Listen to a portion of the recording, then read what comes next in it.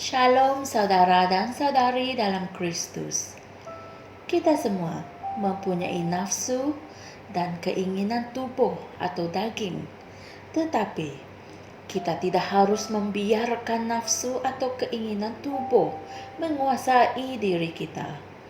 Sebab itulah hari ini, 20 Julai, Pastor Chris ingin berkongsikan satu firman Tuhan penting yang bertajuk Kuasailah tubuhmu.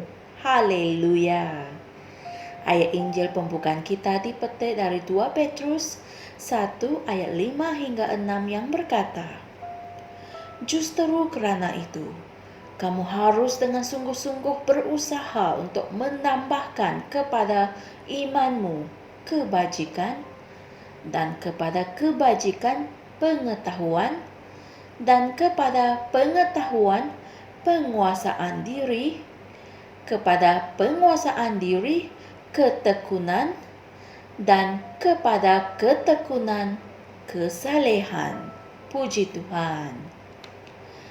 Penguasaan diri berasal dari perkataan Yunani, yaitu enkratia, dan ia membawa maksud penguasaan diri. Haleluya.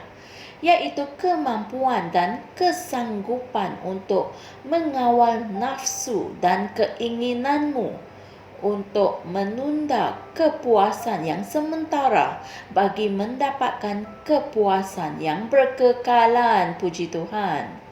Ia bererti kemampuan untuk menunggu atau bertahan, mengatakan tidak atau mengatakan bukan sekarang kepada keinginanmu. Puji Tuhan. Inilah kebajikan yang ditunjukkan oleh Musa setelah dia dibesarkan sebagai seorang putra di rumah Firaun. Alkitab mengatakan dalam Ibrani 11 ayat 24 hingga 25, setelah menjadi dewasa, Musa tidak mau disebut anak putri Firaun. Dia memilih untuk menderita bersama-sama dengan umat Allah daripada menikmati kesenangan hidup berdosa untuk sementara waktu. Inilah firman Tuhan. Bagaimana jika aku tidak memiliki penguasaan diri? Seseorang mungkin bertanya.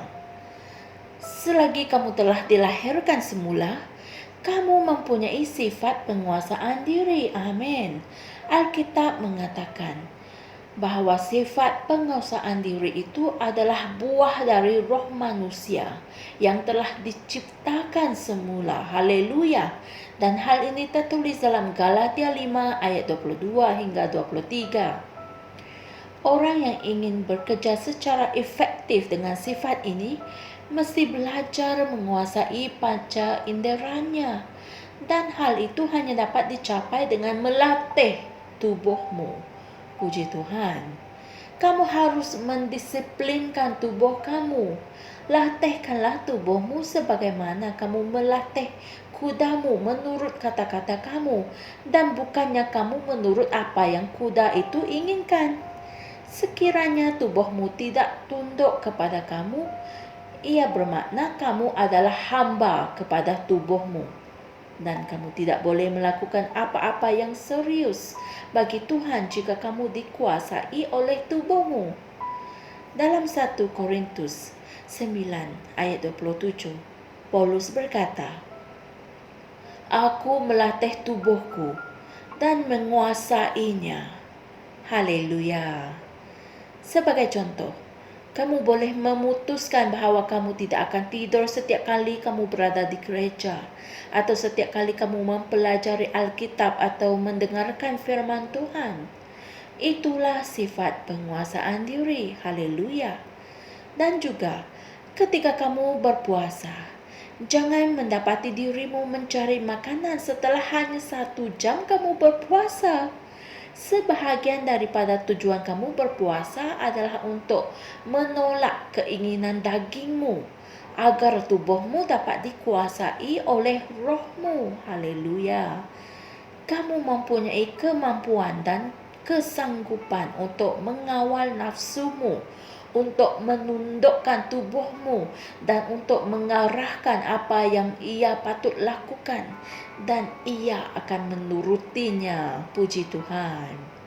Haleluya. Saudara dan saudari sekalian, mari kita sama-sama membuat pengakuan ini. Aku ialah seorang askar dalam ketenteraan Tuhan, dan aku telah menyalibkan daging dengan nafsu dan keinginannya. Oleh itu, aku menguasai tubuhku. Aku mempunyai kemampuan dan kesanggupan untuk mengawal nafsu dan keinginanku, untuk menunda kepuasan yang sementara bagi mendapatkan kepuasan yang berkekalan demi kemuliaan Tuhan. Aku mengarahkan tubuhku apa yang ia patut lakukan, dan tubuhku menurutinya.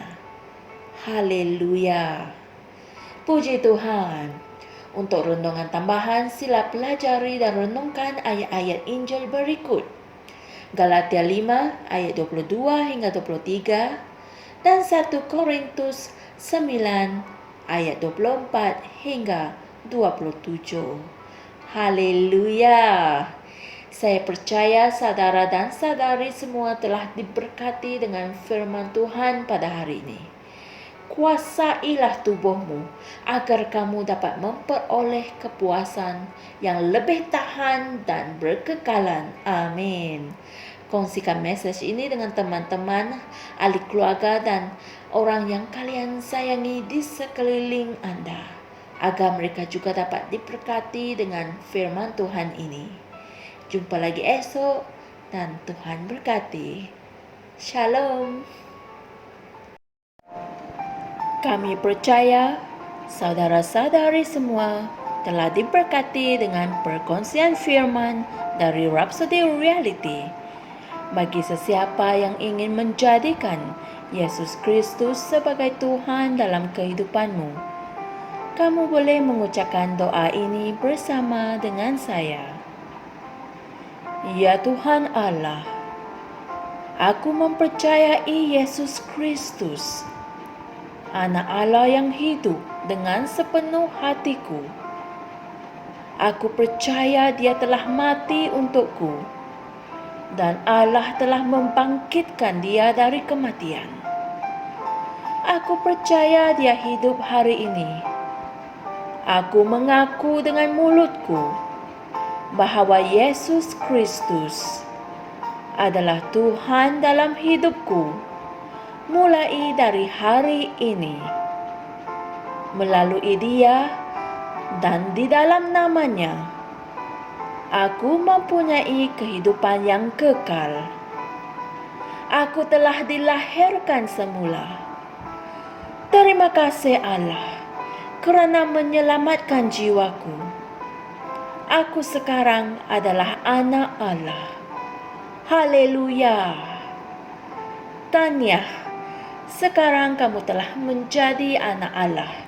Untuk apa-apa sebarang pertanyaan atau untuk mendapatkan lebih banyak maklumat mengenai bagaimana untuk bertumbuh sebagai seorang Kristian, Anda semua boleh hantar mesej di akaun Facebook kami atau email kami di tni.msia@gmail.com. Sekali lagi, tni.msia@gmail.com. Tuhan berkati Anda semua.